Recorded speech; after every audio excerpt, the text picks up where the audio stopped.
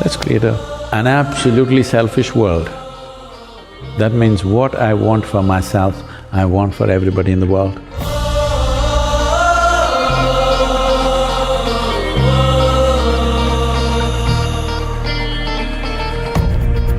Since the dawn of humanity, we the mortals are obsessed with something during our youth. It's a question, it's a burning question that what is the truth? What is the reality? What is behind the curtain of life? Why are we born? Why do we grow up? Why do we die? Where do we go? And if at the end, if we have to die, then what's the point of all of this hustle and bustle and this jigsaw puzzle of life where you have to go through pain, pleasure, you have to win, you have to lose? We've been struggling through with this question for generations, and then we are bestowed upon oracles, prophets, saints, gurus, and then in an awe and in a shock, we ask them questions. We want to listen to their answers. We want to soak in their wisdom, only for the pursuit of truth.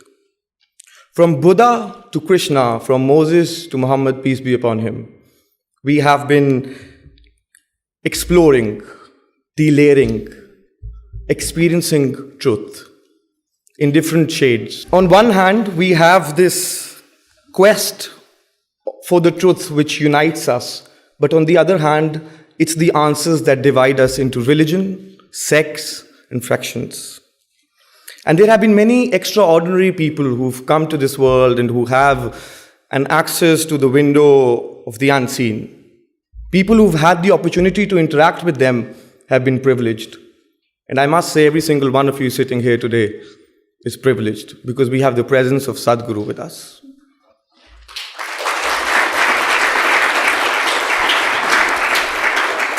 He is a man who is dedicated to physical, mental, and spiritual well-being, and also gifted with the utter clarity of thought and perspective.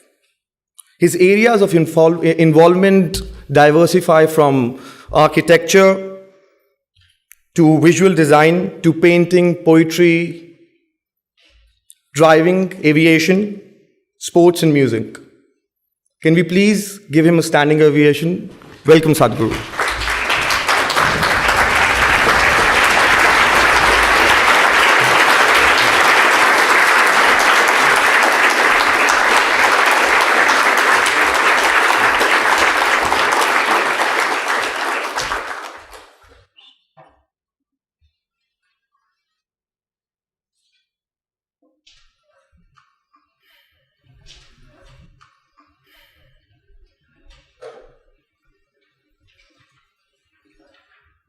Jananam sukadham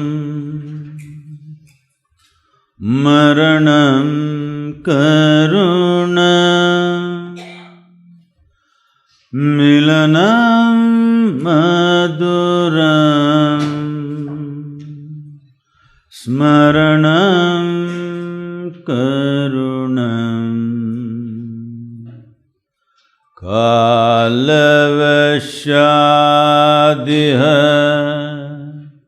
sakalam karunam samayadipate akilam karunam. Good afternoon, everyone. I said good afternoon. I thought you're not already on talking terms with me. Well, if I can just explain the chant, what it is well, Bilal was raising these questions, why are we born, from where we come, where we go, all this. Well, we can get to those questions later, but right now, what are we here as we sit here? What we call our life is, on one level, just a combination of two things: time and energy. Time is rolling away for all of us at the same pace. You can't hold it. You can't stop it, you can't accumulate it. You can accumulate wealth, you can accumulate money, you can accumulate knowledge, but time is running away for all of us. People may think they're doing different things, but every minute, we're just 1 minute closer to our grave, that's all that's happening. We think we are going here, we are going there, we are going somewhere else. No, as far as the physical existence of who we are, we're going straight to the grave. Hello? This is not my wish.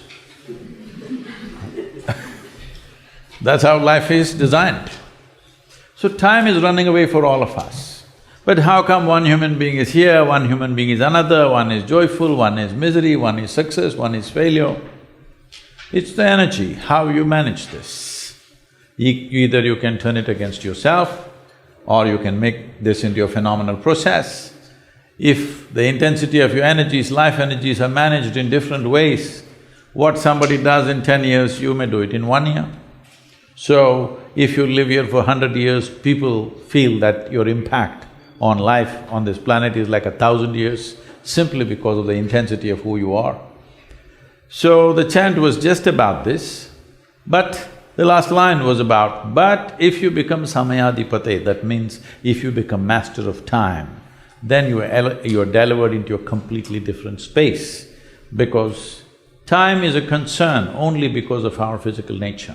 How deeply you're identified with your physical body, to that extent time rules you. You don't have to look at your watch. As we sit here, slowly your bladder will tell you it's 2 hours. Yes? So what you call as physical body is cycles of time. What you call as planet is cycles of time. What you think is a day is just a rotation, what you think is a month is a rotation of the moon, and what you think is a year is a revolution of the planet. Everything is in cyclical motion. One who transcends this cyclical movement of physical nature, now he becomes a master of time. Then life moves into a completely different dimension. This is the aspiration of the human being. Knowingly or unknowingly, everybody is aspiring for it, but if you aspire consciously, there is a possibility. Please. So you just mentioned that every single day we are going towards our grave. I strongly believe in that. Not that you believe, you are. I think we are all stopwatches, and we have a stopwatch on top of our head which we can't see. I think all of us are on life support, even though we can't see it because we don't control our breath, our next breath, but we yet want to be in control. We are dying every single day, so what's the whole purpose? I mean, I would want to be in control of what my plans are in 2 weeks, 2 months, people plan for 2 years. What's the whole purpose then? What's the purpose of planning? So that… of trying to control when you don't control when you come in, and you don't control when you go out. No, you could control when you go out. When you come in is not your business, somebody else did that. That also somebody planned, all right? They planned, it was their plan that you must come in at this time. But when you go is your plan. You can plan, isn't it? But people who come under, car accidents, they have not planned, it just happens. Bad driving.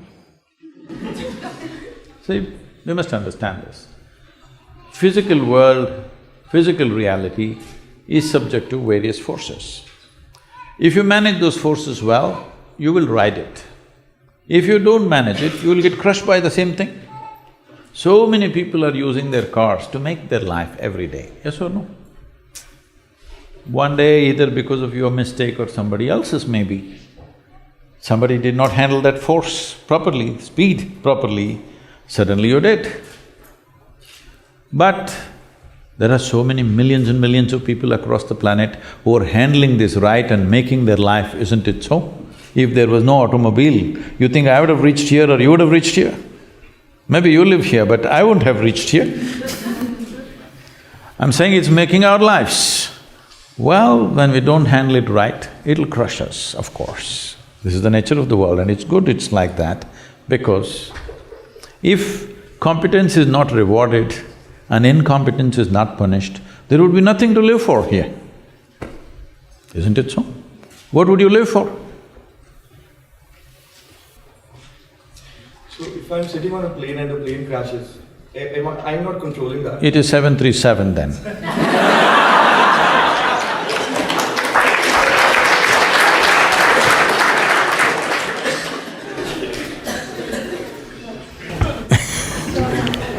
So, Sadhguru, most generally, women do not dare to fight against… Hey, they're fighting all the time, within the house. the place of the fighting, which is where I'm coming. So they do not dare to fight against few corrupt police system and bureaucracy. I come from India, so I'm talking in terms of my country. When logic fails, women like I face threats that malign and question our chastity in the process. How do I win this over and still keep continuing to voice out, especially in places like a police station, being a woman? You shouldn't be going to the police station. A lot of people don't go to the police station. You all go to the police station? No. Well, either somebody did something wrong, so you went to report it, or you did something wrong and you got a ride, free ride. This happens once in a way. The less it happens, the better. Police are there to handle situations only when they go wrong. How often in a society situations are going wrong will determine how often we're all going to the police station, isn't it? The idea of civilization is to minimize that. We've not been able to eliminate that, but we must minimize that our life situations don't lead us to police station, prison, hangman, whatever. It shouldn't go there. But unfortunately, we've never managed to create a society where nobody goes there. Somebody is always going there. How much percentage of people are going there is the important thing.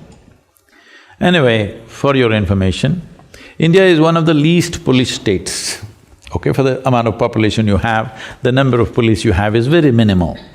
Most people never go to the police station, they sort out their issues in the village, in the town by themselves. Well, in United States, for example, if a mosquito bites, they'll call 911. In India, it's not like that. Even if a tiger comes, we try to deal with it ourselves. And about what you are saying about police, whatever you experience, that's not true everywhere. Police have come a long way in India. But you must understand the systems of policing in India. I'm not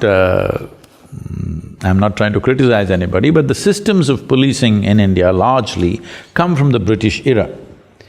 When the English were there, they created police to control people, not to make them safe, but to control and oppress people. That was the purpose of the police at that time. But the same training processes, actually same training institutes are still training our police, same systems. So still many of the police have still same attitude, that they still think they're an occupation force. The freedom has not entered as an idea has not entered their head. Not all of them, much has changed, but still there are some. So you may face something, it is on the way out. You have to bear with it, because when a nation goes through centuries of occupation, the hangover of occupation remains in people's minds. That has to go, we have to work it out.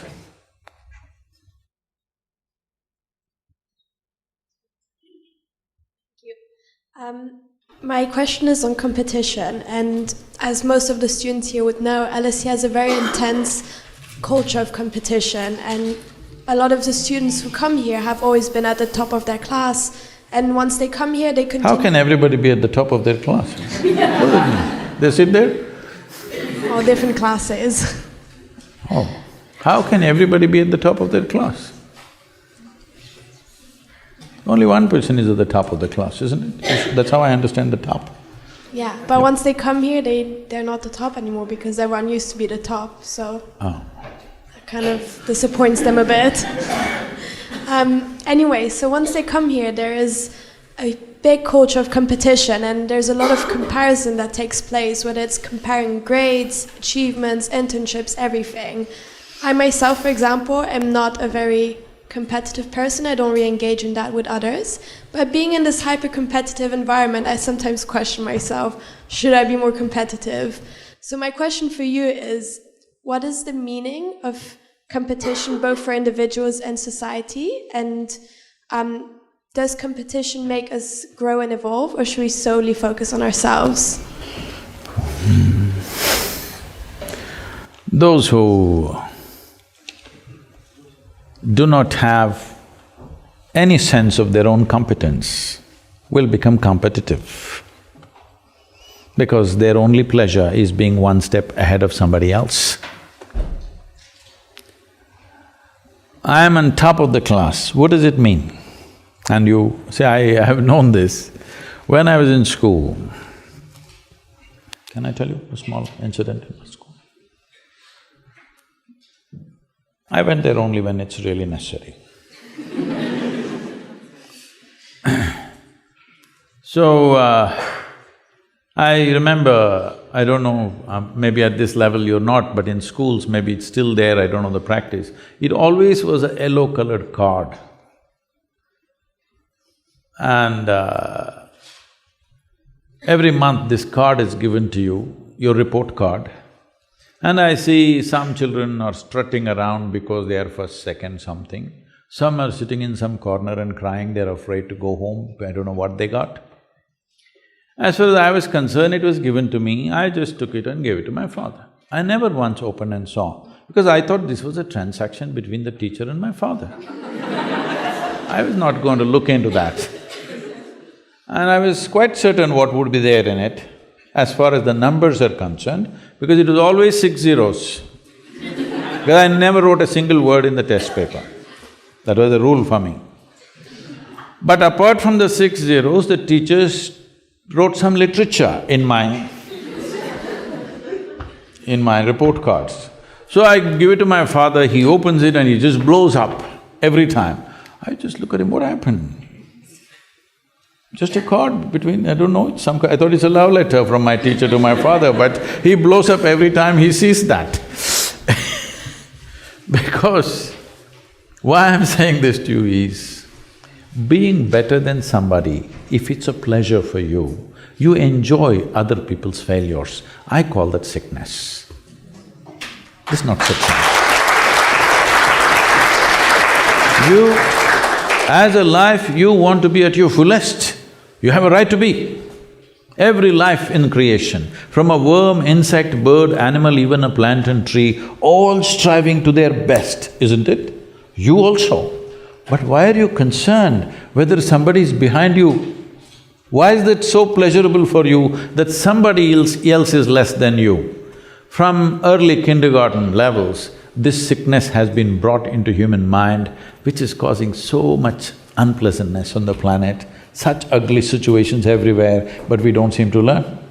So we've created schools where children are never graded. We're looking at them as individuals, what we can do to evolve them to their fullest possibility. Now the problem is this, all life has happened like this. What do you think? You think a blade of grass is less important than an oak tree in the garden? Hello? You think so? Only a fool would think so, isn't it? Hello? But that's what we're doing, we call this education, we call this competition, we call this society. No, very stupid way of handling things. Because the important thing is, for what you have come with, will you blossom to the fullest human being or not? This is the only question. This doesn't need anything other than constantly nourishing the atmosphere, not even the person. If you want a plant to grow, you don't do anything to the plant, you just take care of the soil, the atmosphere, the ambience. That's all that needs to be taken care of even for a human being, that you need to take care of the atmosphere so that everybody finds the fullest expression for their life. The moment you think you want to be better than somebody else, You've gotten sick in some way, and this sickness has permeated into the world in a huge way, and we think this is the way to become, to achieve something in our life. So if everybody is lame, you're a little faster and you think you're doing fantastic. You'll enjoy other people being crippled. Yes? Hello? If your entire life is always sitting on top of everybody else, you will enjoy other people's incapabilities, isn't it? This is not good for you, this is definitely not good for humanity. My question is on pain and stress. So I think our arrival to the world from the time we come out of our mother's womb is through stress, No, pain. Go further back, somebody had pleasure.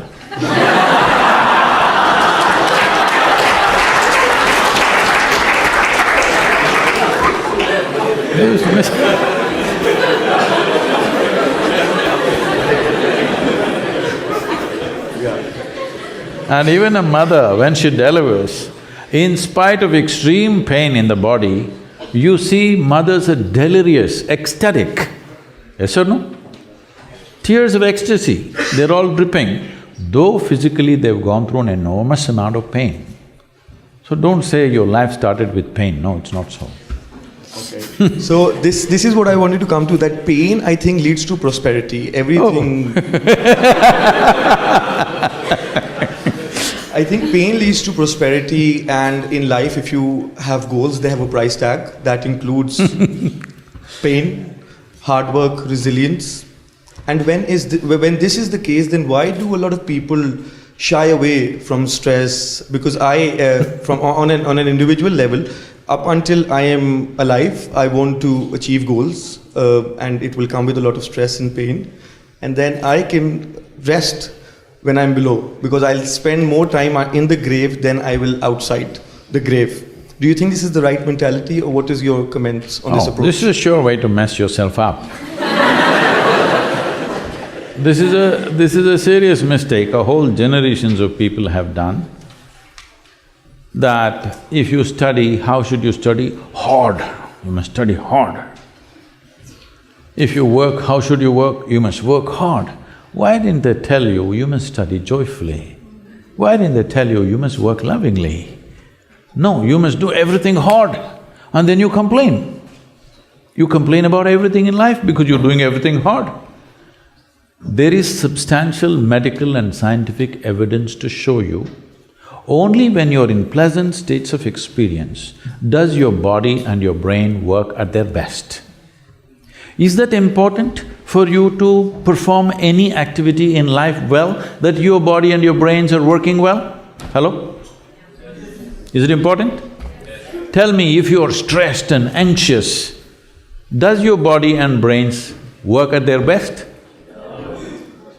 Our body can get immune to it, and that is how, like in the gym, when I stress my muscle, it grows when it breaks. So like that, we can also get ourselves immune. No, even if you joyfully run, climb a mountain, play a game, still muscle will get well. Hello? So under stress, it would get better, it would break and then it will build better together. No. See, stress means you're always finding more and more exotic words for this. Somebody says stress, somebody says tension, somebody says anxiety, and goes further, all right? There are many names. There are some 72, 74 different kinds of mental ailments so today that they've identified. Lots of exotic names. Essentially, it's just this: your intelligence has turned against you.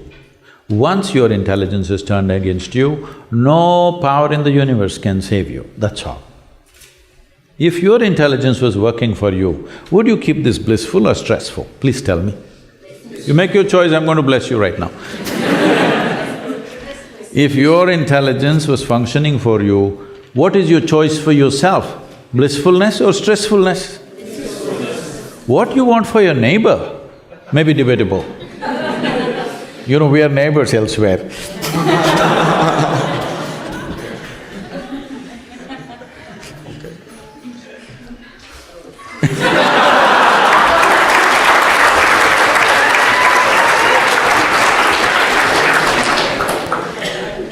So, Sadhguru, our mothers have set amazing benchmark. The moment you say mothers, Yeah. they're giving a sound ambience of babies crying. Oh, okay.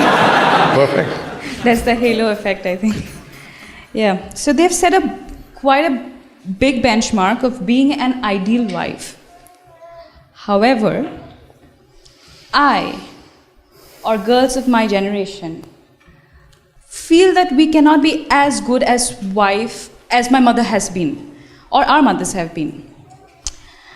So should I feel that I am falling short of in my personal life, or should I feel that I'm not giving enough justice to my marriage once I'm married? How should I feel about this? You know, our center in the United States is in Tennessee. Tennessee is a little one kind of state, okay. Mary Makowski, that's not Romanian, right? Okay. Mary Makowski got married.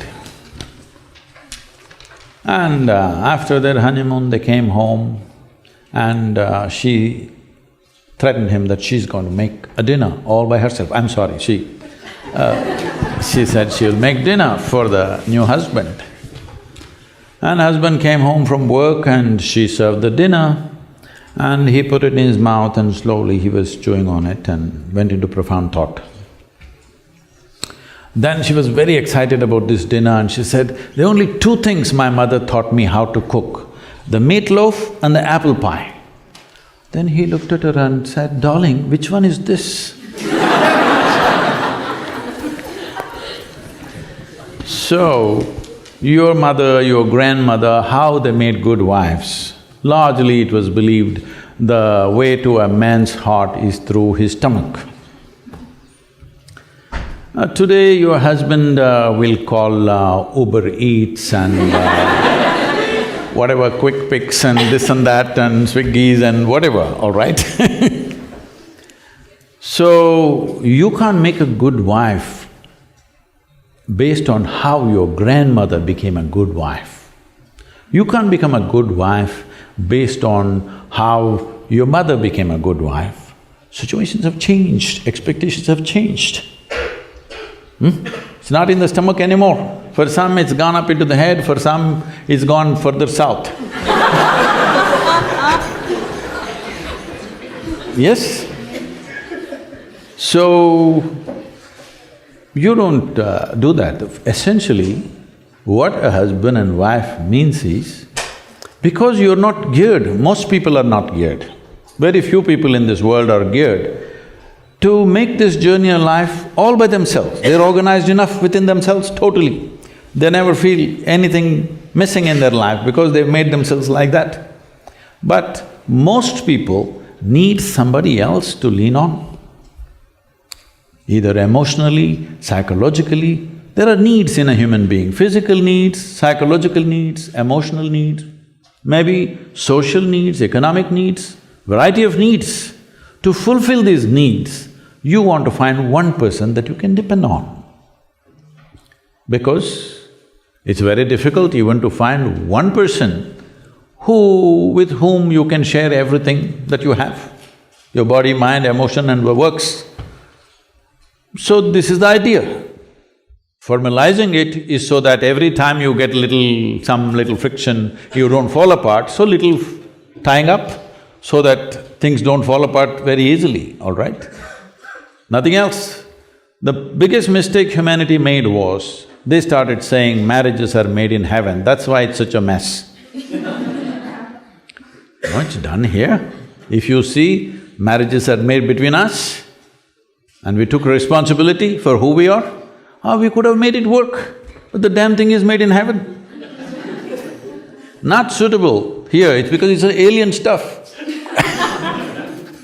Everything is a mess because you think it's made elsewhere by somebody else. If you understand it's made by you for your well-being, to fulfill your needs and your purposes so that you can go through this journey of life with least amount of trouble and friction, then you would handle it more responsibly, isn't it? And according to contemporary needs, not how your grandmother did her marriage. You can't do it that way because expectations and situations have completely altered themselves. So, if you hold somebody who is your friend and who is your need, you must understand. You are in this relationship because you need. Maybe the other person also needs, but that's from their side. As far as you are concerned, you made this relationship because you need it badly, isn't it? If you understand and you're always grateful for this, that somebody is fulfilling all your need, you would handle it well. You wouldn't make a misery out of it. But now you think somebody else needs you, then you'll make a mess out of it.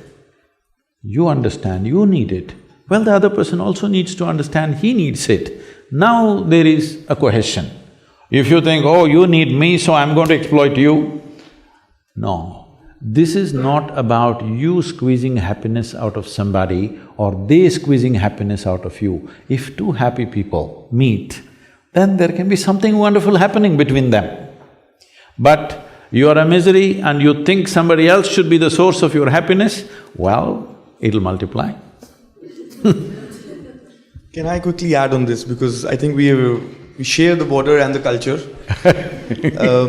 I can relate to what she's saying. So I think what she meant is that our mothers have put certain expectations, and that is, as men, what we have seen as well growing up. And that is what I think is, as even younger generation, we are millennials, but we've seen our mothers treat our fathers in a certain way. And maybe as men, we also do expect that now. Whereas she, as a woman, is not… Yeah, for me, I cannot do what you want, huh?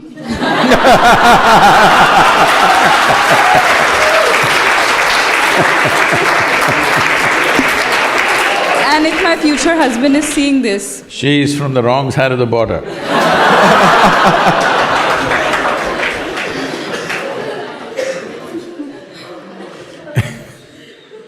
Well,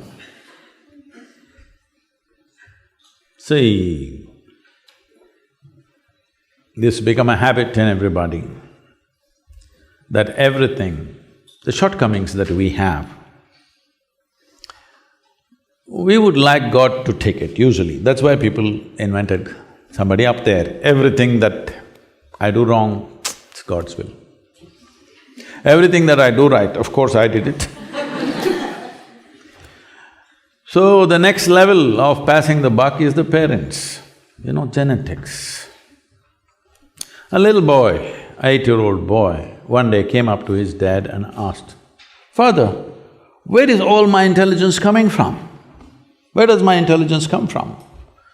So the father said, "It must be from your mother, because mine is intact."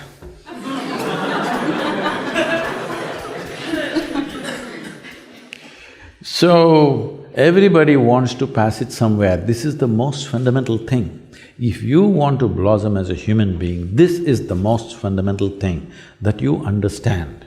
For everything that you are and everything that you are not is fundamentally your responsibility.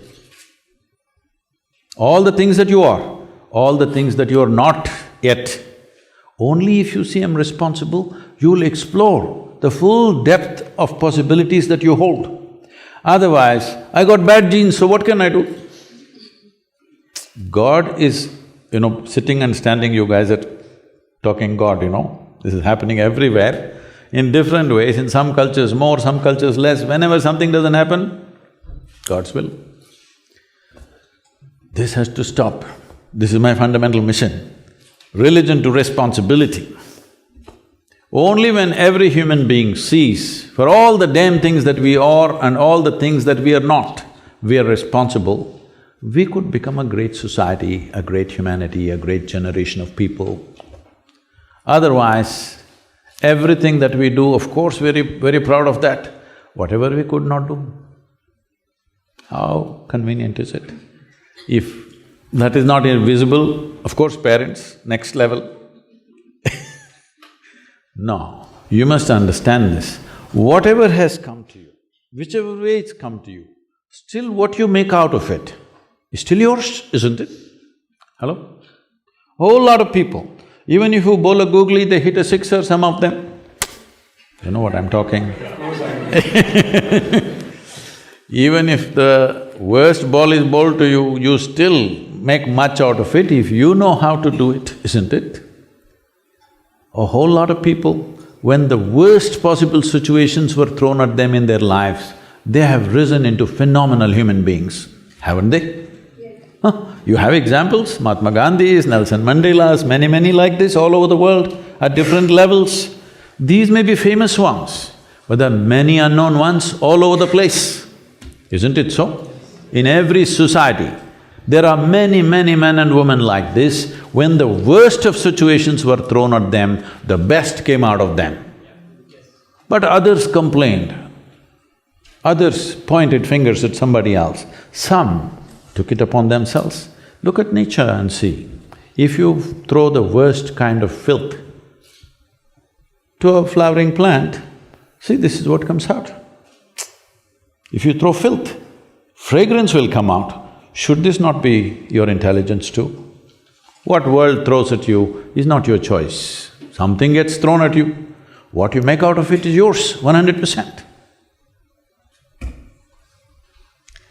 Sadhguru, I think we today live in a society that is very goal-oriented, and we constantly… sorry.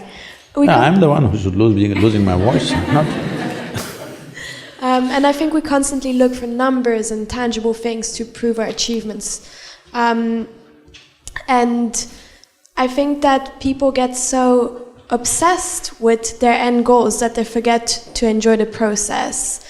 For example, at LSE, a lot of people see their degree as a means to an end, and as a result, they forget to enjoy their time while they're here because all they think is like, oh, that career that this degree is going to bring me, or that place that this degree is going to bring me to. And so my question for you is, which is more important, the process or the end goal? And are we able to move forward if we only focus on the process? See, that's because a whole lot of people have kind of wrongly conceived that life is some kind of a race. If life is a race, of course you must win. If you win, what should happen? You must get to the finish line first.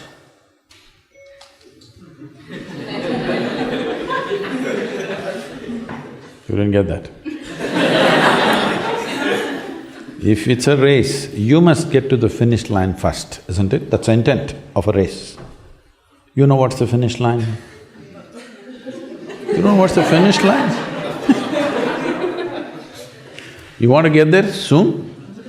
No, we don't want to get there soon, isn't it? We will get there, we know, but we're not in a rush to get there, we do our best to see that we don't get there soon. So definitely this is not a race. So what is it that every human being is trying to achieve? Right now, being in an atmosphere like this, maybe you're thinking of profession, maybe a business, maybe getting to some place, I don't know, maybe you're trying to win an award or something, I don't know what. But you must understand, whether it's money or wealth or recognition, fame, name, whatever it is, essentially what you're trying to do is, you want to experience life a little more than the way it is right now.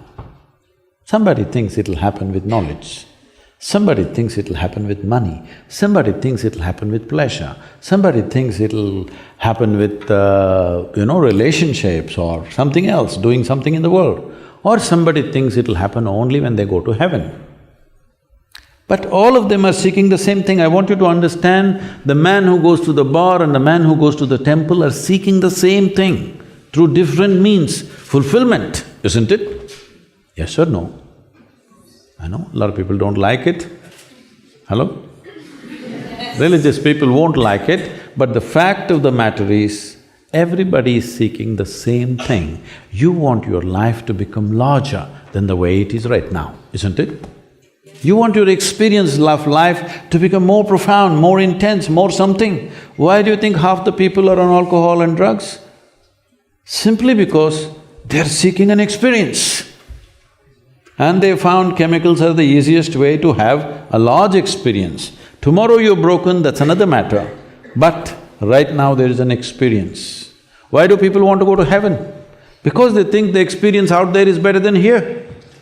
At least that's the marketing.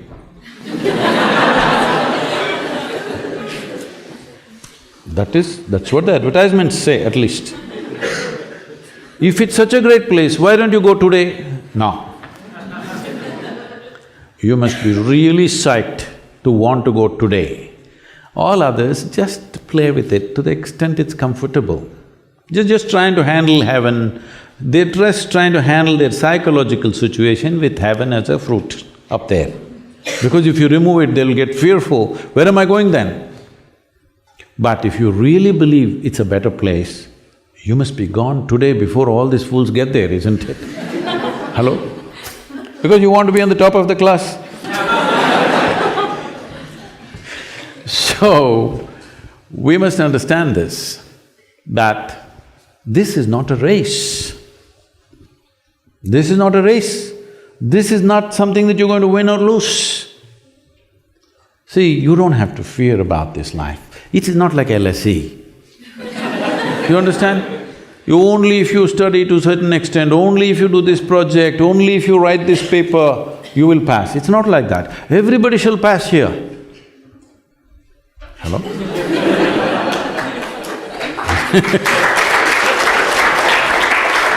This is not unfair like LSE. Everybody shall pass. Only question is, how profound is my experience of life, isn't it? How do you make it profound? That's a question.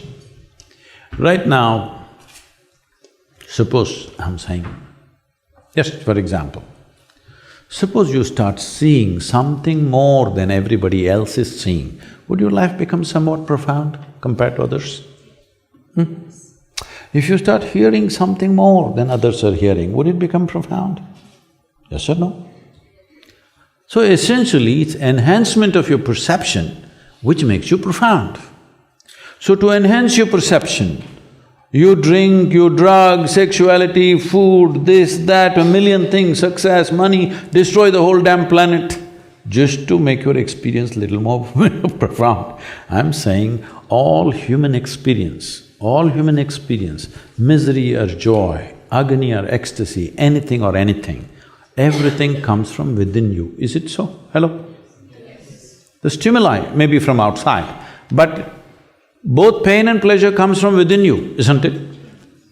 If you just take charge of the fundamental process of what generates experience within you, the seat of your experience, if you sit there consciously, you can create any experience you want. Look at my eyes, I'm always stoned. Yeah. Never touched a substance, but always like this only. People wonder, how is it Sadhguru, 18-20 hours a day, non-stop, 7 days of the week you're going on, you don't go crazy, how is it? Because I'm stoned all the time. Nothing seems to bother. Stoned on what? Please tell me. Is this human mechanism the most sophisticated and complex chemical factory on the planet? Is it? If you were a great manager of things, would you create very pleasurable chemistry or a messy chemistry? Because you decided you want to make it hard. If you were a good manager of things, would you make a pleasurable, enjoyable, ecstatic chemistry, or would you make miserable chemistry for yourself? What would you do? Pleasurable, but… Ecstatic. Yeah, Yes. but the world wouldn't agree to that. The world would throw its own… Why should the world agree? Huh? Yeah. I'm blissed out.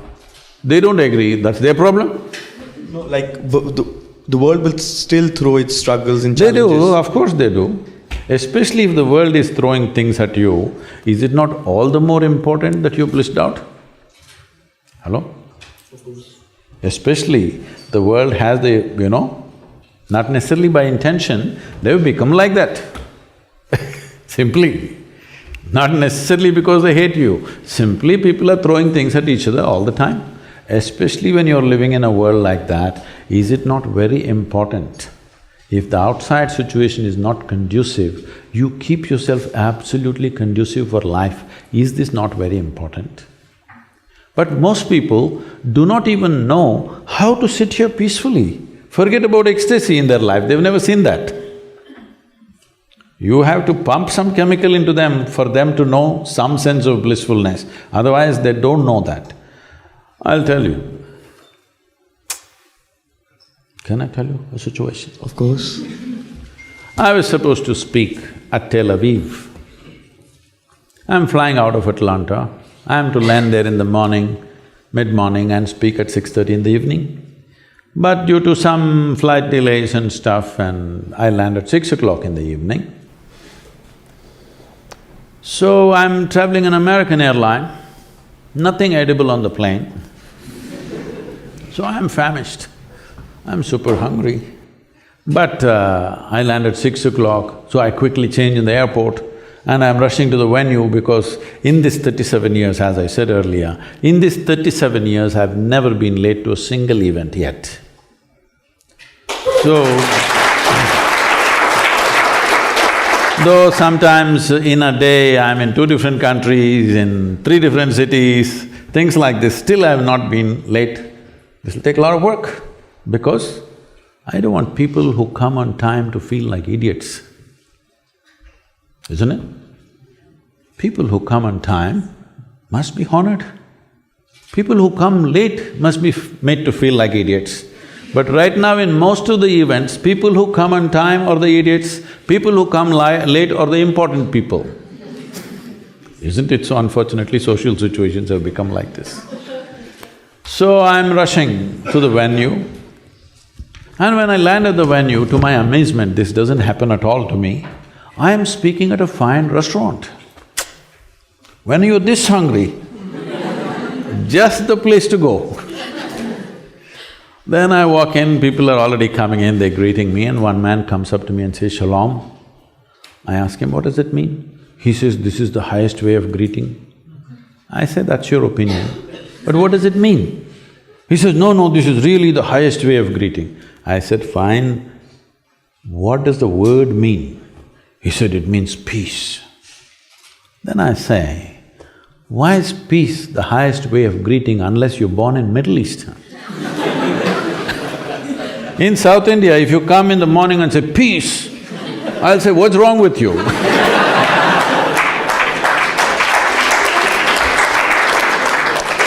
So, anything we are deprived of, slowly we will export it to heaven. Today, if we say peace, we say divine peace. If you say love, divine love. If you say bliss, divine bliss. These are all things human beings are capable of. Hello? Are you capable? At least some moments in your life, you're peaceful, you're joyful, you're blissful. Does it happen to you? These are all human qualities. Certain idiots have exported it to heaven. And it's becoming harder and harder to get there. Now you're evolving a philosophy, how to suffer through my life and achieve something. What will you achieve? We'll just bury you. Or if you come to India, we'll burn you. But that will happen anyways, you are Yes. meant to… So anyway, it's going to happen. What is the most important thing? This life should find full expression in this limited amount of time that we have, isn't it? If you want to find full expression, there is substantial scientific and medical evidence to show you only when you're in pleasant states of experience will you find full expression to who you are. Does everybody endorse this, please? Hello? Many of you look too serious for me. Many people have become dead serious. When I look at the way they're walking on the street, I think they're practicing for the last pose. Please, I want to tell you, the last posture that you will have in your coffin or in your crematorium or wherever, believe me, it comes naturally. You don't have to practice it all your life.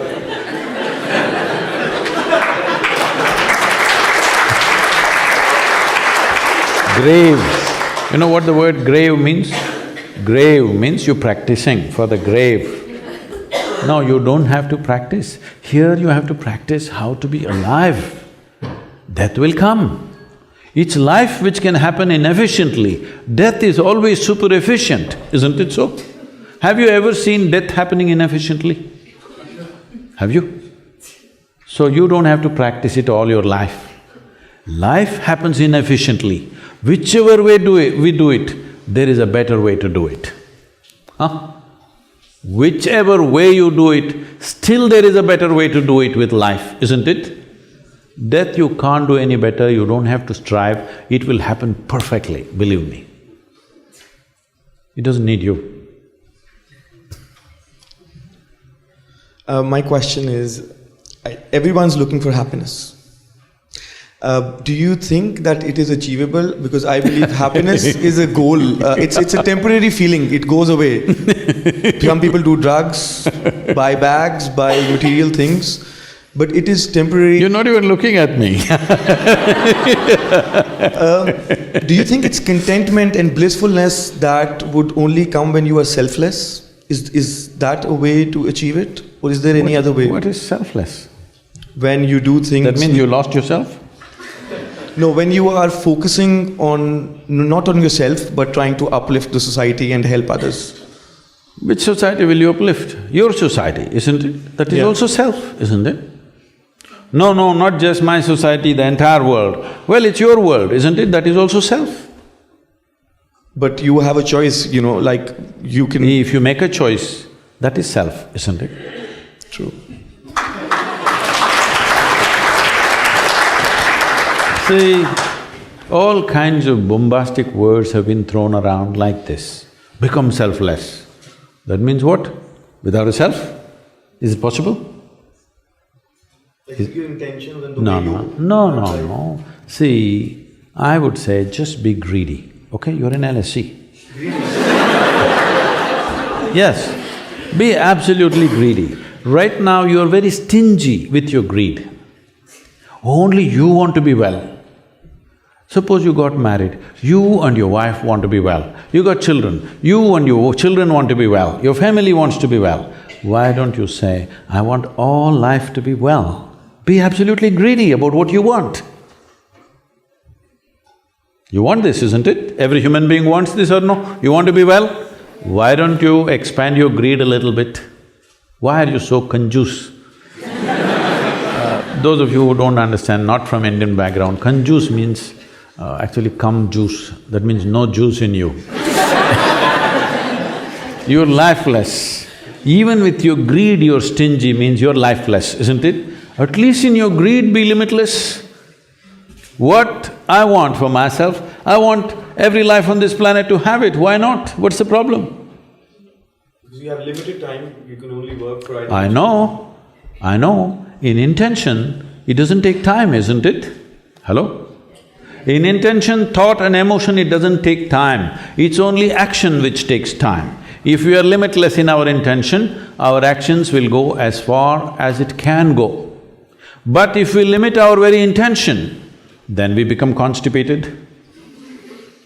From being constipated to become conscious is the important journey that we need to make. Yes? Right now we're constipated.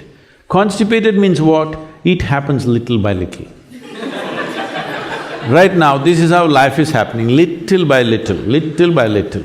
Now you think it's me, then you get married, oh, one more person. Then you have 2 children, 2 more people. Why?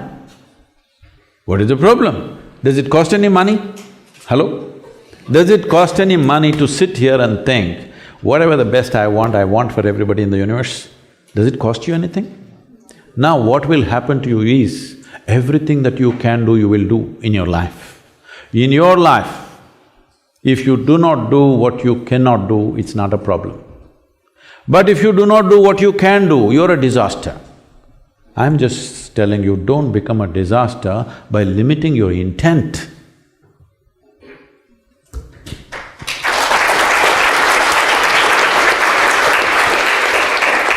So Sadhguru, we will talk a bit about what's going to happen. Closer, if you… We will talk a bit about what's going to happen soon, the Indian elections. Oh.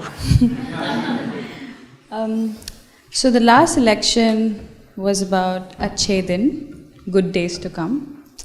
This time it's about India-Pakistan conflict.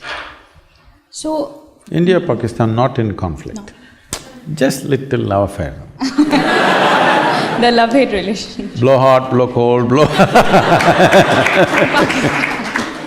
Yes, yes. So, few of us here are second-time voters. A lot of them are first-time voters. How do you think we should approach this? How do you think we should see this election coming, and how do you think we should decide on that?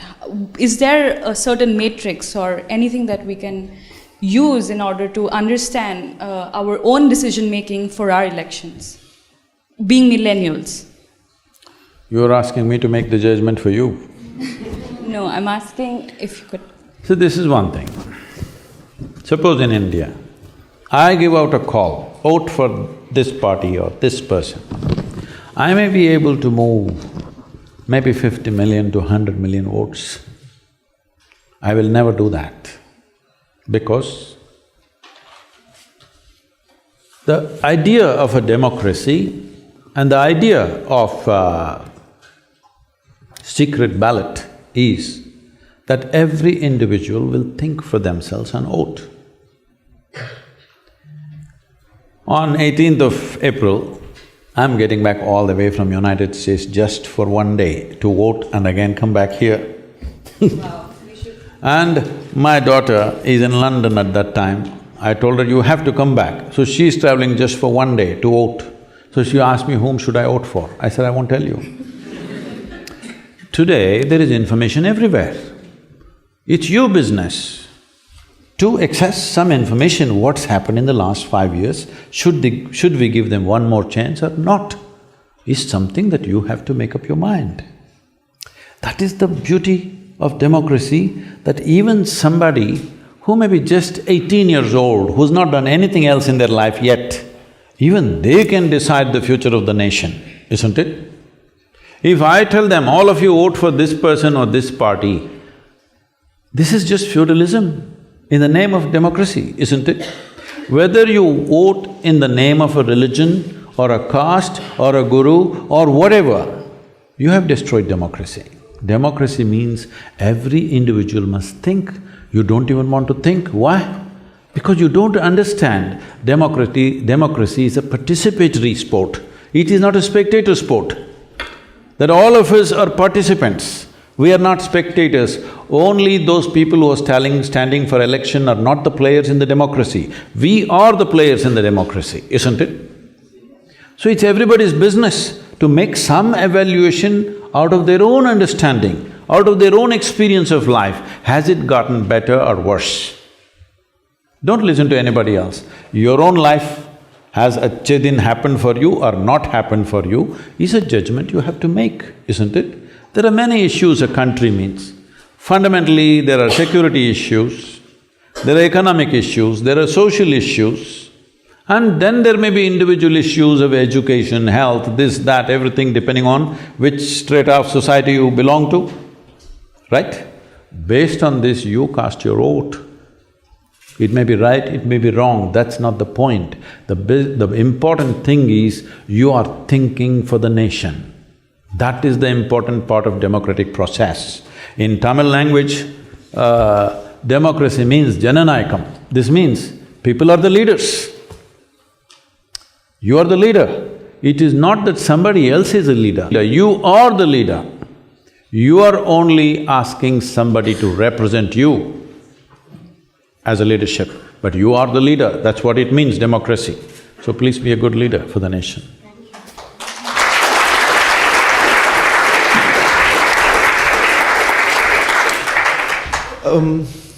As a Pakistani who's studying with Indians here, and we live in harmony. Yeah, outside that region, they do wonderfully well together. Of course.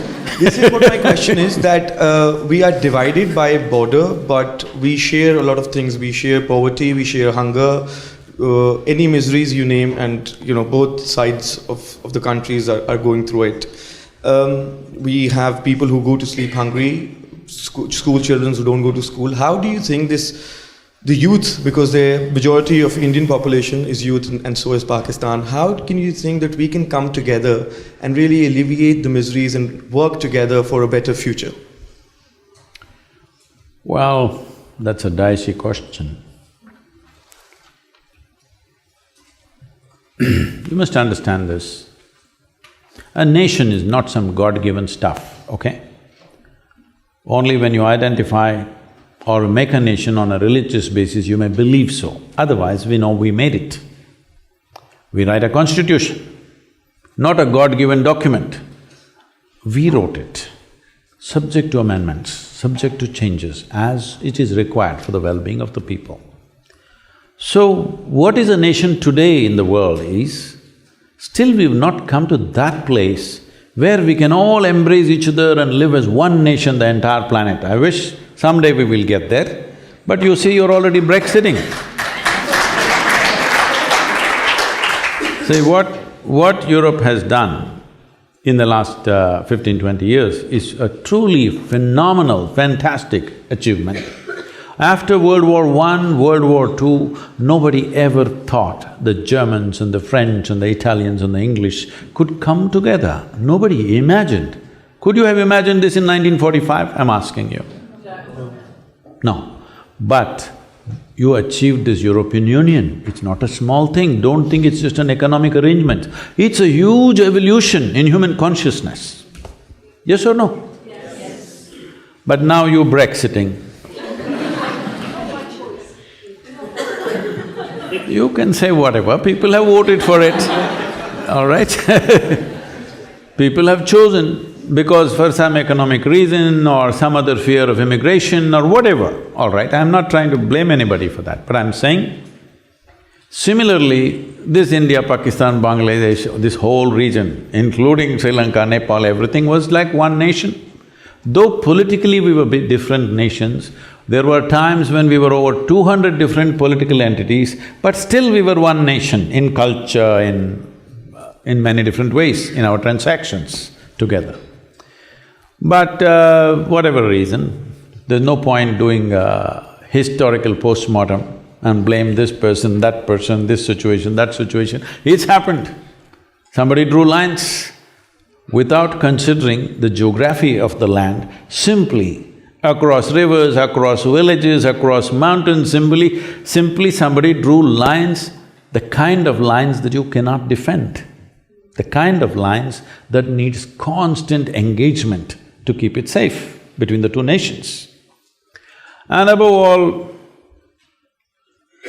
see, one thing that we need to bring, if young people, all of you and all of you, if you are interested in the future of this world, we've still not come to that place where people can just live out of their consciousness, living their religion, their heaven and stuff and all that. But we must do this much in your generation, the coming generation must do this much. Religion should be a personal pursuit for people. Those who wish to, they pursue personally their own stuff. But this ambitious way of approaching that, my religion should conquer the world, must go.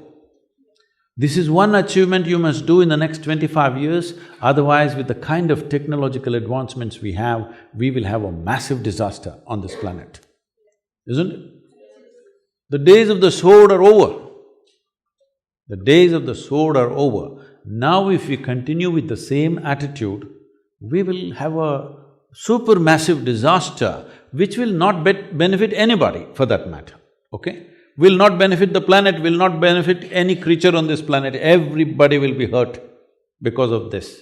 I'm saying, one thing all of you are getting educated in premier institutions, one thing you must carry home, wherever you go, whatever religious background you come from, make everybody understand, your religion is your personal pursuit, do whatever you want, all right?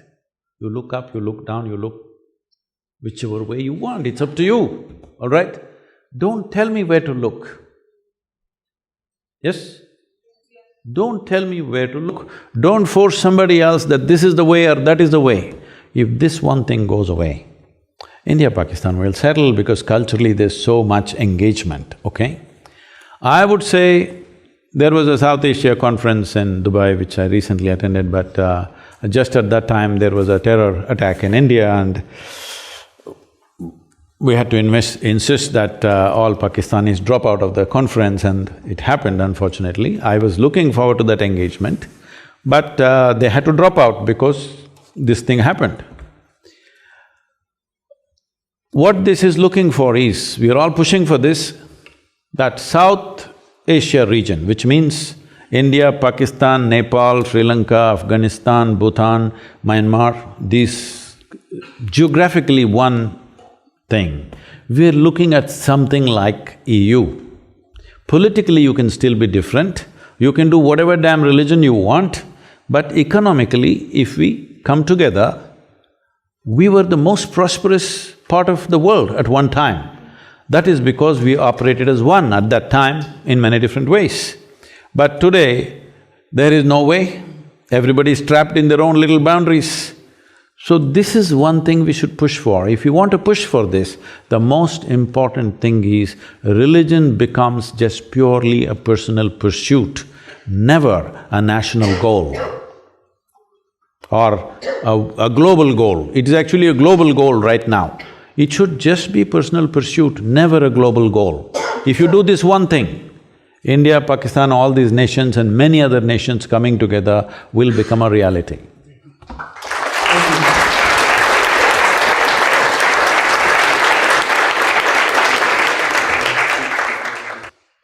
Thank you, Sadhguru, for the wisdom. We would now open up the questions for the floor, and if anyone… you can raise your hands.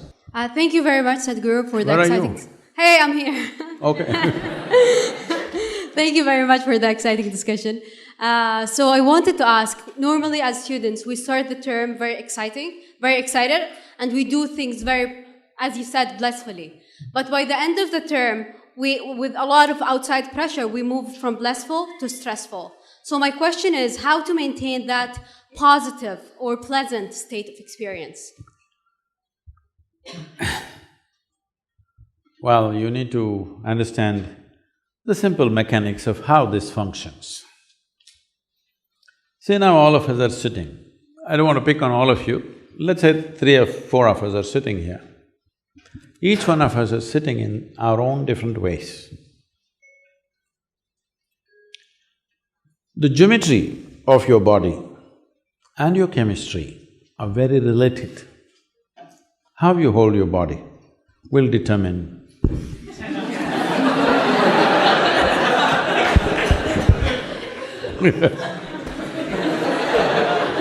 I'm a quick learner. This also. No. So, the simple thing that we need to learn is, we become conscious of how we hold our body, how we breathe, how we walk, how we move, and also how our thought, emotion, other things function within us. It just takes… you have the necessary awareness and intelligence, it's just never been applied. You're busy applying it to the world. By applying it to the world, a few situations in the world may change, but your experience of life will not change. See, as a generation of people, never before another generation of people knew these kind of comforts and conveniences that all of us are enjoying, isn't it so? Hello? Aren't we the most comfortable generation ever? Yes. We are. But are we the most joyful generation ever? No. So obviously, by changing the outside situation, we can create comfort and convenience. You cannot create well-being, because human experience happens from within. This is not just a random thing, there is an entire science. As there is a science and technology to address external well-being, there is a whole science and technology to address inner well-being.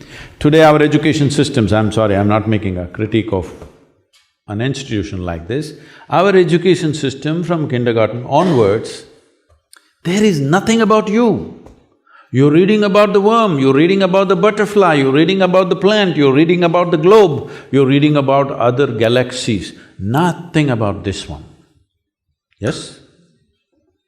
But human experience is 100% manufactured within you, is it so? Have you seen in the same given situation, one person is thoroughly enjoying it, another person is immensely suffering it? So obviously it's not the situation, isn't it? You can do whatever you want. Because they did not handle it properly, they invented heaven. Okay. Heaven means what? Should I go into this? No. Anyway, everything is fantastic out there. That is the marketing. Why nobody wants to go today? Because they don't know if it's really there. When somebody believes that it's really there, they will do totally dastardly things. All others, just a little psychological, hold on. Food is best. If you're, in Hindu heaven, food is fantastic. If you're a if you're a foodie, you must go to Hindu heaven. In another place, all those white-gowned ladies are just floating around in the clouds. If you like that kind of ambience, you go there. In another place, you'll encounter virgin problems. If that's what you're looking forward to, that's where you go there. But you must understand this. You go there only… what is the qualification to go there? You have to die. Hello? Yes. Is it so? In LSE also? If you have to go to heaven, you have to die. When you die, we usually either burn or bury or cut you and put you to birds. Depending on your culture, we do whatever. One thing is, this body is a loan from this planet. When you're done with it, you must put it back. If you've not done anything ecologically sensitive, this is one thing you will do, all right? So you left your body here and went to heaven. When you don't have a body, what do you do with good food and virgins and all this stuff? I'm asking. These are all bodily issues, isn't it? Hello? When you have a body, all these things.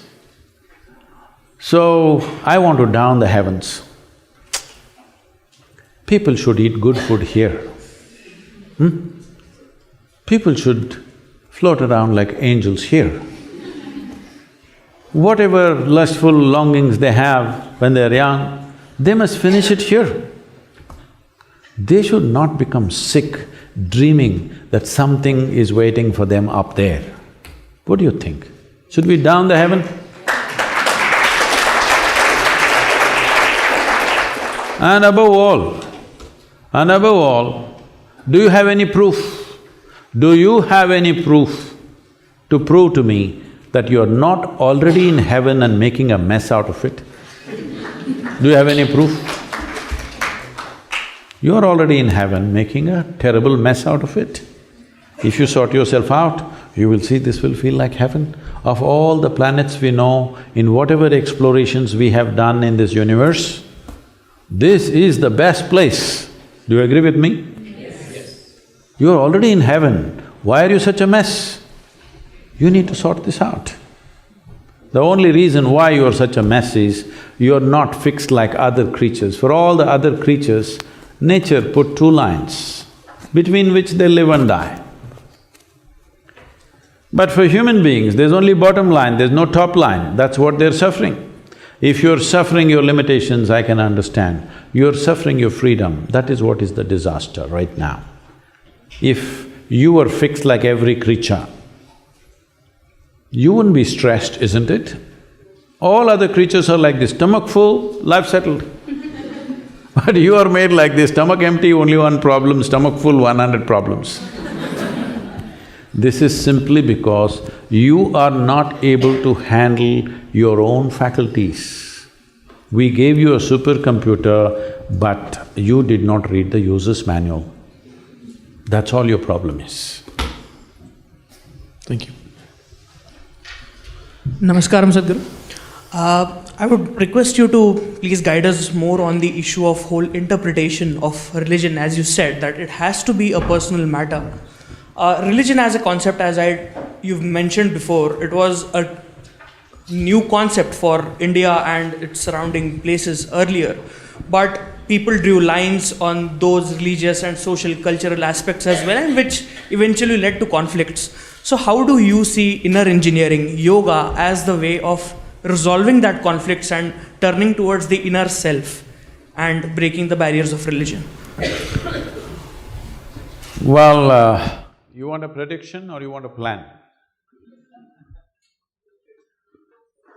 Those who are incapable of making a plan and executing that plan always look forward to predictions. What prediction means is, you just hope it will happen. You are not willing to lend your life to make it happen. That's why I'm telling you, all of you young people should strive towards it. Of course, people will deride you, somebody wants to kill you. I have never abused anybody, but people want to kill me, death threats keep coming. What for? Simply because you ask questions for which they have no answers. I have never abused them, I have not abused their gods, I have not abused anything. I'm just asking questions. You went to heaven, all right, but without a body, so how are you going to eat food, good food, and how are you going to do anything with these virgins? What are you going to do when I ask them? Why are they feeling so insulted? So this is one way, for a long time it's been like this, for a couple of thousand years. One way to handle questions is kill the questioner. It's been an effective way till now, but no more. It's not going to work like that, because today not just one person is going to ask questions, 1 billion people will ask questions. Yes? Once you raise a question, the whole world knows this is a question and everybody will ask the question. There was a time where only one person raised the question in a village or a town and you killed him and the question was over. Those days are over. So this is why you don't have to abuse anybody, but you must ask relevant questions, isn't it? Hello? Daring, relevant questions. Whatever matters in our lives, should we not ask questions at least, even if you don't have answers? You don't have to abuse anybody, you don't have to deride anybody, but you must ask questions, because if you ask 3 intelligent questions, 90% of the scriptures on the planet and all the 3 heavens will collapse right now. With your blessing, I've started my journey. One question I'd like to share, that we meet people we meant to meet, or is it a destiny, luck or fate? Have you just fallen in love or something? Huh? No, because I don't want to disturb the romance.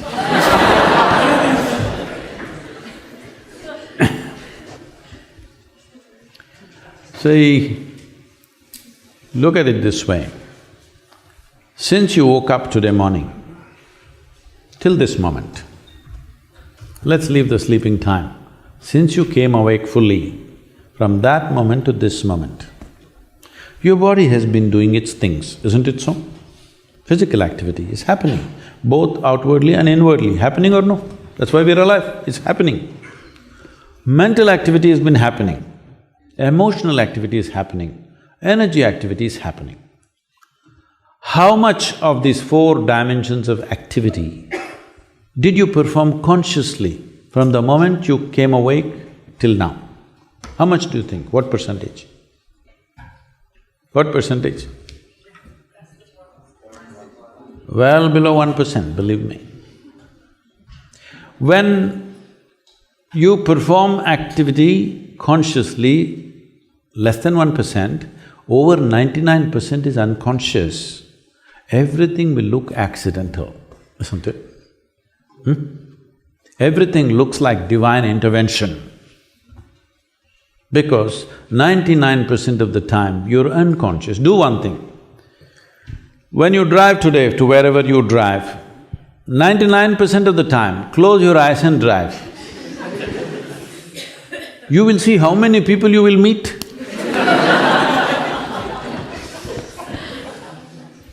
But if you drive with your eyes open, fully conscious, you're not going to meet anybody like this with a bang. Things will happen in a completely different way. How conscious we are will determine how much of your destiny you determine. How unconscious you are determines how much of your destiny is accidental. Everything that's accidental, we want to attribute it to some other force elsewhere. Now this must stop. We must understand, it is we. Is there no other force? Of course, you didn't make the creation, nor did I, all right? You did not create this creation, nor did I create this creation. There is, but that is a different dimension altogether. And what is happening with you right now is entirely your making. From where you come from in India, is the only culture on the planet which constantly told you, your life is your karma. Karma means you're doing. Your life is your making. Whatever may be happening, you may be able to logically figure out why it is so, you may not be able to figure out, but still you know one thing, if this is happening to me, this is my making. This is the greatest empowerment you can have, when you understand, my life is my making. Whatever happened till now, it doesn't matter. How will you make your tomorrow? I'm asking you. If you clearly know 100%, my life is my making, how will you make the next moment? How will you make a tomorrow? How will you make your future in the most beautiful way? Isn't it so? That's what needs to happen. So I have two questions, and one is related to the last thing Shoot you one at a said. time, I'm a simple guy. Okay. Because you were just talking about our life Little closer. Yeah. Sorry. So that we make our lives, right? And what about the people that have it very hard? What about the people that are exploited sexually? What about the people that have been like in the worst scenarios for many years of drudgery? I think it's so unfair. I do agree with it, but I think it's unfair to say that this is the responsibility of the individual to be okay. Because for some people it's just so much harder. See, I made a simple statement, you're making a philosophy out of it. Okay. Okay, there are many segments of society, please. Thank you. There is a second question. You can hold on to the microphone and sit down, it's okay. See, there are various levels of life happening on the planet. In London city, there are richest people living in highest levels of pleasure and comfort. There are people who are living the worst possible life within this city, yes or no? Yes. You don't have to go all over the world to see that, right here. So, if we create a society where there is such disparity, I'm asking, both you and me, are we responsible for this? That was my second question. No, we'll come, just answer the… I'm asking the question now. Are we? Yes, Maybe we can't change it tomorrow morning, I know that. But are we? If we see we are, we will start working towards a solution. Otherwise, we'll try to make a living out of problems. A whole lot of people in this world have invested so much in the problems, they're only making a living out of problems, evolving philosophies of problems. The only thing that matters is a solution, isn't it? Huh? Not in how many ways we glorify the problem. The only and only thing that matters when there is suffering for a human being is a solution. Yes or no? Whether it comes from up, down, whichever way the hell it comes, who cares? Whether it comes from heaven or hell, we don't care. When somebody is in some state of suffering, the only thing that matters is a solution. So if solutions have to happen, who created the problems? You can say it's this guy or this person or that person. No, we as human beings have bred problems, isn't it? When I have a glass of water, I'm not willing to share it with the person sitting next to me. Why do you expect a man who has $1 billion to share it with somebody?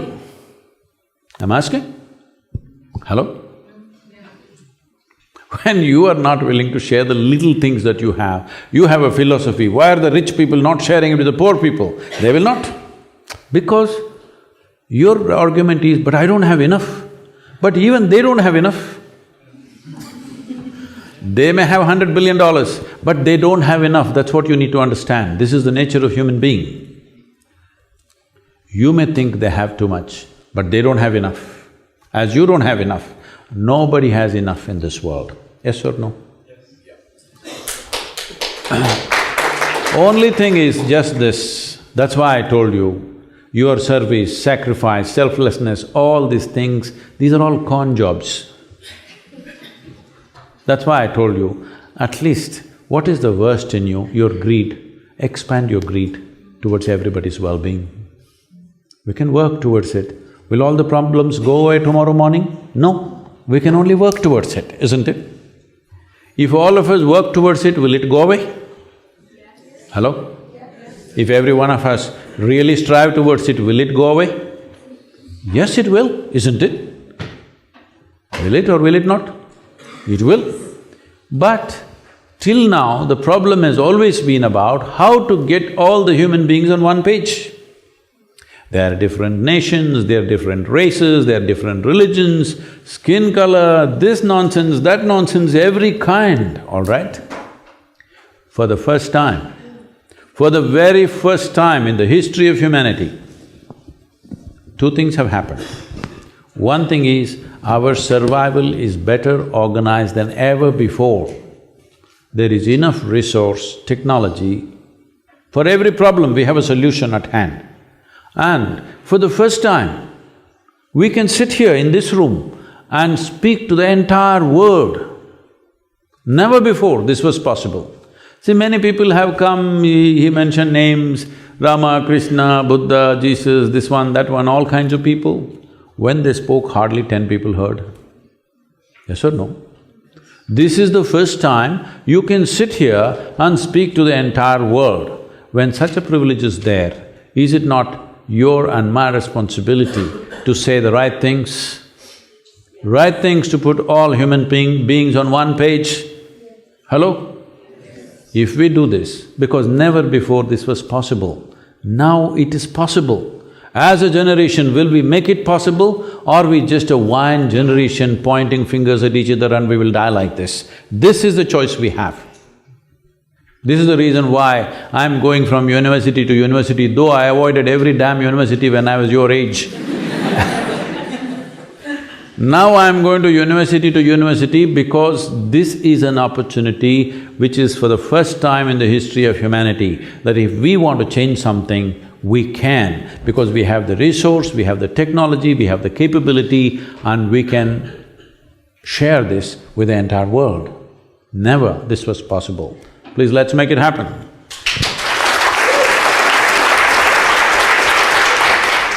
I love what you said about we want to blossom as human beings. A little closer, please. Oh, sorry. We want to blossom as human beings. That's how we find fulfillment. I'm actually nervous talking to you. But with new opportunities also comes fear and self-doubt. And I'm wondering, how can we navigate these very strong forces in order to reach our fulfillment, I guess, and our potential? See, there is you, there is a world. Or let's say there is you and there is the rest of the existence. Those forces you cannot ignore, they're all there. I want to fly away, can I fly away? No, there's gravity which holds me down. Like this, in every activity, in every possibility, there are forces which support us, there are forces which hold us, there are forces which rise us, there are forces which put us down, all kinds are there. You ever been surfing? No?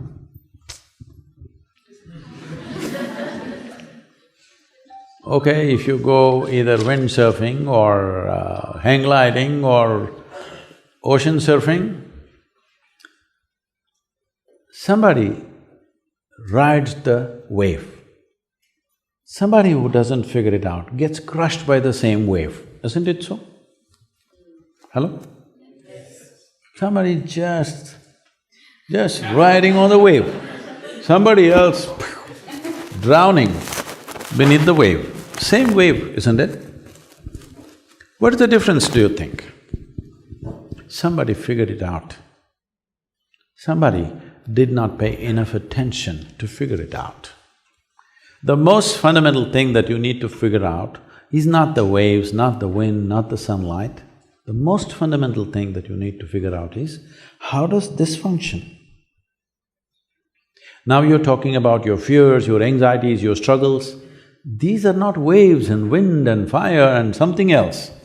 These are just your own thoughts and emotions, isn't it?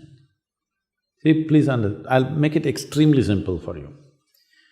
Human beings are suffering, all right? Variety of suffering. There's a champion sitting there. But I'm asking all of you, leave those people who are in war zones, who are in extreme poverty and some violence, leave them. We can excuse them. Because for them, suffering is coming from outside. How much of your suffering ever has come from outside? I'm asking, when was the last time you were stabbed with a dagger even though you were living in London? I hear a lot of knife crimes in London. When was the last time you were stabbed? Hey, even you were not. No? But there are many people that are. Yes, I know. But I'm asking, when were you stabbed? No, not you. Nobody in this room. So, what I'm saying is, the amount of suffering that coming to you from outside is minuscule. Rest is on self-help, isn't it? Why are you generating suffering for yourself? What is it? Simply because you have not taken charge of your faculties. What is it that you're suffering? If you ask people, you will see, even you, let me ask you, you're capable of suffering that happened 10 years ago to you, isn't it? 10 years ago this happened, still suffering. And you're capable of suffering what may happen to you day after tomorrow already. Yes or no? So you are not suffering life. Let me make this very clear to you. You are not suffering life. You are suffering two most fantastic faculties that only human beings have, which no other creature have, which is a vivid sense of memory and a fantastic sense of imagination. You are suffering your memory and your imagination. So what you're asking is, please make me like an earthworm once again. I will live peacefully. If we remove half your brain, for sure you will sit here peacefully, isn't it? No fear, no anxiety, no trouble, nothing. So the problem is, you're complaining about your evolutionary forward movement of life. You want to be back there. If you had the brain of an earthworm, stomach full, you would be so peaceful.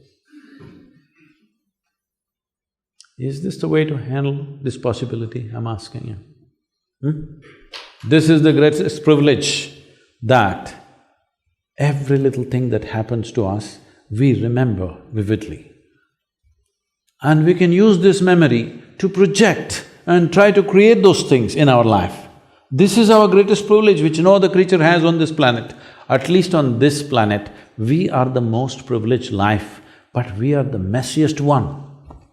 Simply because neither your parents, nor your teachers, nor your institutions have done anything as to how to handle your own faculties. They're teaching you how to mess with the globe, and of course you messed very effectively. Nothing about how to do this. If you knew how to conduct this, would you create fear for yourself, anxiety for yourself, misery for yourself, or joy for yourself? I'm asking you. Joy. So the problem is not with the world, the problem is, as I said, you have a super computer, you are refusing to read the user's manual. Just by accident you want to handle this, it's a mess. Last question.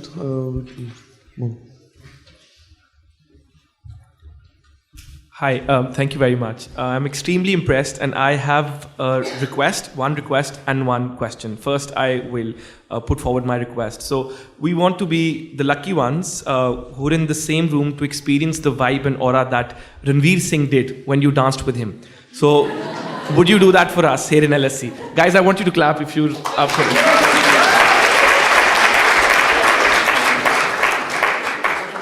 We'll get fulfillment. What's the question? After the dance or before that? Okay, my question. There are no so I'm musicians around. extremely. There's no rock band here, so… So I'm extremely impressed how you've said that religion shouldn't be a national goal. It should be something very personal, and we should talk about the right thing. But someone, as someone so many people look up to, don't you think you have a social responsibility to voice your concerns about some specific parties who are trying to spread religious extremism? Or because we can't please everyone, can we? So what are your thoughts on that? Because I told you, you just said that you don't endorse a political party and you don't want to influence anyone to vote for someone. But don't you think we should stand up against something which is wrong? I'm not against anything, that's what I want you to understand. I'm for humanity. Human beings have come in variety of ways. It's okay with me. Because if all of them became like me, I wouldn't want to live in this world. They're all different. That's why it's nice, look at them, how different they are, each one. That is why it is nice. But all the idiots are trying to make everybody like themselves. Just imagine in your home, if there's one more person just like you, could you live there? One is too much, isn't it? But they want a world full of their own kind. So, I'm not against anybody. It's okay, everybody's saying what they're saying. As long as they don't get overly empowered, it's all right, they're expressing their opinions. Opinions are like cataracts. The more you have them, the less you see. So I'm trying to bring clarity to them also. People say, Sadhguru, you're seen with the celebrity, why did you sit with this person? You're seen with this politician, why did you sit with this person? I say, see, for the last 22 years, I've been working in the prisons, both India and United States. I'm constantly with murderers, rapists and all kinds of people. They're also okay with me because human beings do all these things. The question is only, will we as a generation create a situation where human beings can evolve into a higher possibility, or do you want to shoot this one, hang that one, do that, do this, is this your solution? Believe me, those people who thought they are bringing solutions forcefully always cause the worst kind of situations on the planet. Yes or no? Those who believed that they're bringing a solution forcefully, they did the worst things, isn't it so? Those who believed they were going to send you to heaven, they did the worst things. Those who believed forcefully they will level everybody and bring equality, they did the most horrendous things on the planet. We don't want to make the same mistake. I want you to understand, those mistakes are no more affordable with modern weaponry and modern technology. Those mistakes are no more possible on this planet. If we commit the mistake of what… I'm not supposed to mention these names, what Mussolini's, Adolf Hitler's, Joseph Stalin's and whatever the religious nutcases have done, if we attempt the same thing in 21st century, we'll finish the whole humanity. We cannot afford that anymore. So the only way for all of us to progress is that whatever I think of you, we accept you for who you are right now and see how we can all be on the same page, at least on a few things. We all want health, we want all of us want to live joyfully, peacefully, at least on these things we are on the same page. Well, you worship that god in the east, I worship this in the west, somebody worships something else, somebody else doesn't worship a damn thing. It's their choice. Let them do whatever. But the important thing is, human needs, fundamental human needs are this. Once physical needs are taken care of, which fortunately for this generation, like never before, though still there are complaints, there are segments of society unfortunately left out of that, still the largest number of human beings, their survival is better organized than ever before. Yes or no? It is so. Today if you have the money, you can go to the store and buy what you need for the next 1 year and not step out of your house and still manage. Believe me, if you are here 100 years ago or 1,000 years ago. If you want to start your day, you must take your bucket and walk a mile to River Thames to get your water. Most of you are not even fit to carry a bucket full of water for a mile anymore. Yes or no? So survival is better organized than ever before. Forever we've had problems of food, water, shelter, clothing. For the first time, all of you have 5 times more clothing than what your grandparents had. Yes or no? Huh? All of you have 5 times more clothing than what your grandparents had. You are also eating… Right now, how to eat less is the big deal. This is the first generation which has to be worried about how much to eat. Always every generation of people, when they sat down for a meal, they stuffed as much as they could into themselves because there was so much physical activity to do. If you see the last generations of people, how they ate, when they sat down for a meal, they would sit like this. In India they'll sit on the floor, they'll eat and it's full, and they'll eat little more and little more and little more because there is so much to do physically. If you don't eat like that, you'll run out of gas. Literally it's like gas, like filling the tank. You want to fill as much as you can. This is the first generation which has to be conscious of how much to consume because otherwise you'll become like a balloon because you're not doing anything. So everything is better organized than ever before. Survival is better than ever before. This is the time to transform human consciousness. To transform or to raise human consciousness, we are doing various levels of activity.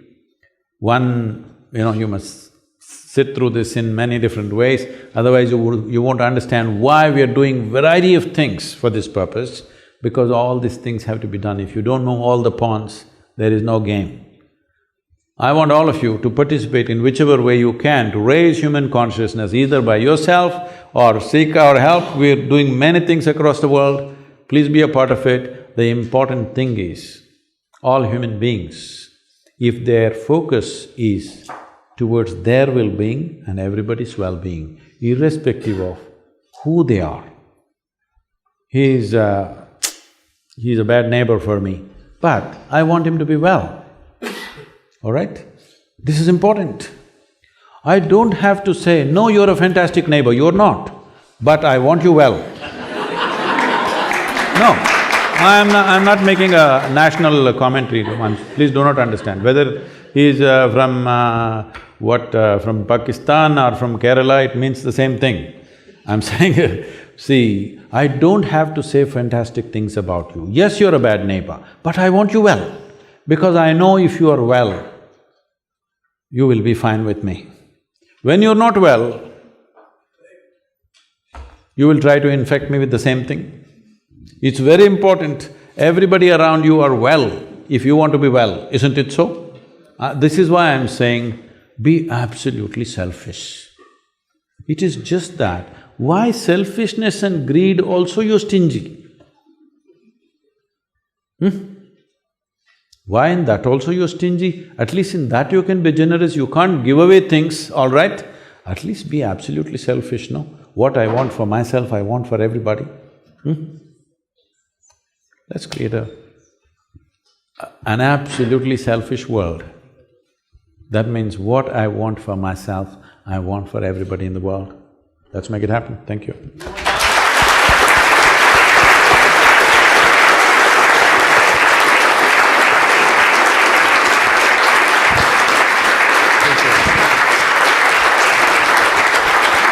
One request.